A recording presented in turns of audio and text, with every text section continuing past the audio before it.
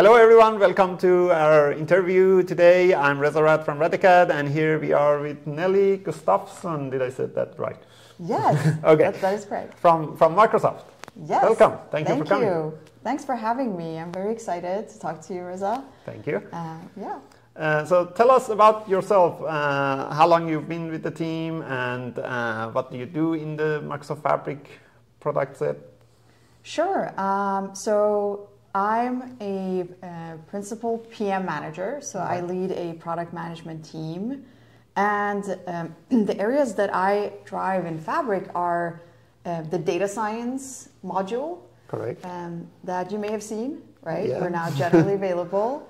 And my team also focuses a lot on Copilot and AI recently as well. Which is the exciting Very. part, actually. I mean, the whole data science is exciting, the way that it is kind of now integrated with the whole Fabric. Of course, we had this with Synapse, but now everything is like much, not simpler, but let's say much more integrated to use, which makes things much more useful.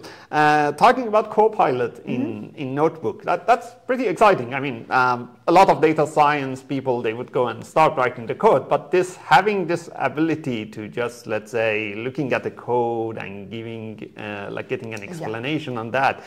So these are quite exciting. So or let's say, what are the main functionalities that I would get in the Copilot of a Fabric notebook? Yeah, that's a great question. So as I mentioned, we are investing a lot in AI, and having generative AI really help you, right, as a data engineer and data scientist. So I want to make something clear, like Notebook Copilot, or Copilot for Data Science and Data Engineering, which is the official name for it. That's right. Really is intended to help any notebook user, starting with data engineers and data scientists. Correct. And the goal is really to kind of increase productivity of a user in Fabric, right? And that's really the goal of any Copilot experience in Fabric overall. And we make Fabric really easy to use overall, right? Yeah. So I mean, it's a software as a service experience, as you mentioned. A lot of experiences are a lot easier to get started with and get going with, but with Copilot, you can do things even faster. That's the goal, at least, right? Correct. I'm not saying that Copilot is perfect today, right? We're working on it. It's in public preview. Yeah. We announced the public preview of Copilot at Ignite last year, so in November. That's right. And we're working on improving. But some of the things that Copilot does today, if we focus on the notebook experience, right? Correct. Is really that, on the right-hand side, you'll have the chat pane. And that's essentially where your friend, Copilot, can answer questions about the code, about your data, potentially, and just how do I solve problems. Correct, yes. So the number one use case, I think, that kind of triggered, hey, we need a chat pane, is really that a lot of people were going to their browser, they were going to ChatGPT and other things, and we're asking their questions there. That's right. And it would be so much more convenient if you had Copilot with you that could do that for you. So that's the number one thing. Now, in the chat pane, Copilot can give you answers, so you can actually ask them, hey, what is linear regression? Or can you explain this to me? Or, I want to load some data from the lakehouse into a Spark data frame. Can you help me? Or something more like browser questions. Yeah. Yep. So you can ask it to describe things for you, or actually give you code. And when you get a code snippet in the right-hand chat pane, you could insert that into your actual notebook, right? Because the chat pane isn't really the actual notebook. So that's one interaction that we introduced. And the other way that you can talk to the same Copilot is inside the notebook itself, on the cell level, so in each notebook cell. And that's actually something that we are improving. You're going to see a lot more interactions there coming up in the notebook, where you don't necessarily have to write % code or % chat. Today, this is very % command driven. And you're going to see a little bit more UI gestures. And one of the things that I'm most excited about that we're working on is giving you an ability to, some of the common things that you may want to do, hey, can you just document this cell for me, just add comments, or fix this error for me? So those type of gestures or code shortcuts are also coming. Correct.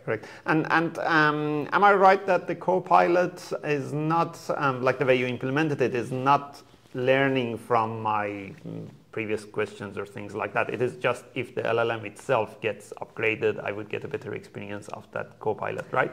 Yeah, so Today, yeah, again, like we're in public preview, we're still working on a few features. So we are working on features for you to be able to provide feedback.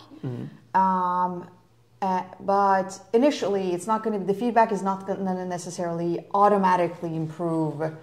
But over time, we do want to take the feedback and kind of automatically improve the work that we're doing too, right? Because remember that when you issue a prompt to Copilot, there's a ton of work behind the scenes to pass a bunch of meta prompts and kind of like optimize that experience, giving it context and additional things so that your prompt alone is not what is being shared with the Azure OpenAI large language model. Correct. There's a bunch of work behind the scenes. And over time, we can take your feedback, hopefully, and improve the prompt engineering that we're doing behind the scenes. And, you know, maybe in the future, you know, I can't really promise anything, but like that would certainly be a direction.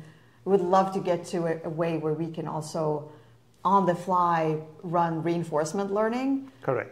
But we're not quite there yet. That's right, yeah. But again, the feedback will still help us to improve. And you're going to start seeing those feedback gestures coming in, mainly also to understand what do you want to do with Copilot, right? And if you opt in to share more information about that, like your use cases, et cetera, that also helps us to learn so we can really make those use cases super easy and Copilot very aware of those things. Correct, yeah. So at the moment, as you said, we have this option in cell, so that, for example, we can ask, like, let's say, explain my code in cell or things like that. But and you don't need to say any, let's say, dates or anything like that. But do you have something in the pipeline that, for example, later on I can use that chat box in the right-hand side and say, for example, well, explain all my notebook to me. What is happening throughout all of these cells? Something like that. Is that something in your pipeline coming? Yeah, so it is something that we're discussing. Right. To kind of be able to interact with Copilot more on a global level, saying that, hey, for this notebook, can you explain the entire thing to me? What's happening here? So yes, it's definitely on our roadmap to be able to handle some of those scenarios. Yeah, that's all I can say at this point. Correct. Yes. No, that's right. And at the moment, to use this Copilot features, we need to be on P1 or F64 capacities, right? I mean, not P1 because P1 doesn't give you Fabric. It does, basically, but it is different. So exactly, that is exactly correct. Like today, the requirements to use Copilot are to be on an F64 and above Fabric SKU or P1 plus. To get access to Fabric Copilot, like Power BI Copilot, and also the data flows, Copilot for Data Factory, that's also there. Yes, that is correct. And that's right. I don't know. no, that's right. I understand that that's not ideal, and we are definitely listening to the feedback and taking it in and seeing, you know, how can we make this more available to more users? That's the number one question we get. That, hey, I just want to try it out, and it's hard if it's not on trial. Correct. Completely aware.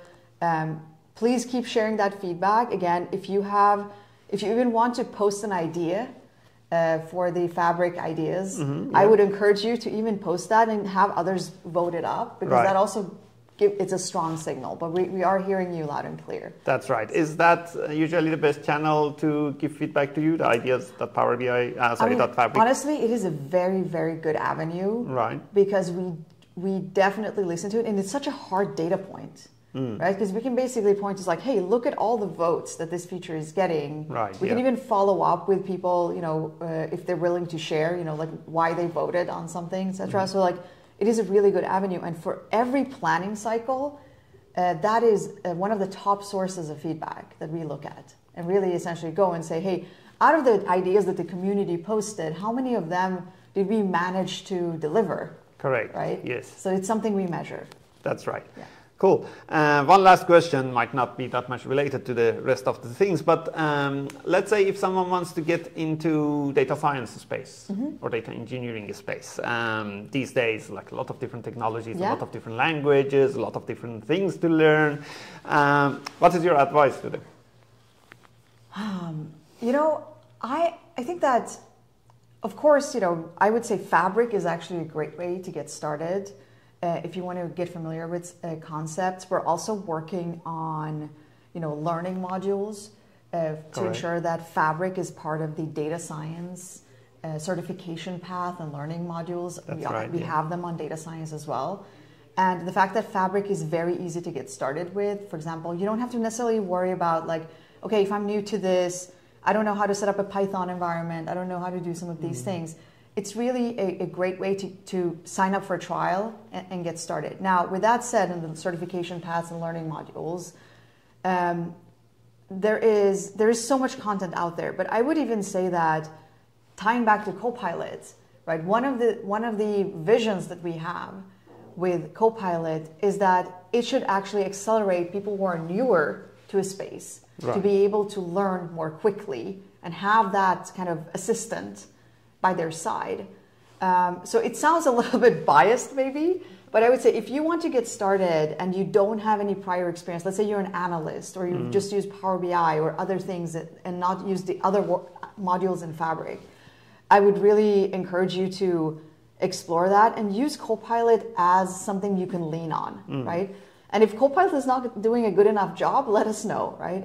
But that is really one of the goals here, to say that, you know, if I'm an analyst and I haven't really written that much Python, but I really want to, the notebook shouldn't be that intimidating with Copilot there. That's right, yeah. It helps you to write it. It helps you to understand what you are doing step by step, which is a great thing. Exactly. Yeah. And I mean, we're really trying to bridge like the Python world, especially with the BI world, right? Correct, yes. So I would say, especially if you're coming from the BI side of things, now with SDK, like a Python SDK, like a semantic link, which essentially is a Python SDK for Power BI, or semantic models. That's right. That. Yes. Yeah. And I know we talked a lot about like data science and BI, but semantic link is honestly, you know, just something that could help you with any scenario, whether you're a data scientist or not, or data engineer or not. So like with those tools, you could also get familiar and using Python, using Copilot, but still work with the semantic model that you're familiar with, and the concepts in the semantic model that you're familiar with. Yeah, because it's got all the business logic already in it. Exactly. You can access those measures. You could even issue DAX from a notebook, right? So we are really trying to make the notebook a less scary place, like the Python environment, really a less scary place for non-Python users. That's one of our goals. Right. That's cool. Awesome. Is there anything else you wanted to talk about which I didn't ask about? No, I mean, you know, stay tuned for more updates on Copilot. That's really one thing. And just generally around building with generative AI and Fabric, one of our goals is to really make it easier for someone without prior coding skills, right? To be able to leverage generative AI to customize and build things on top of your data.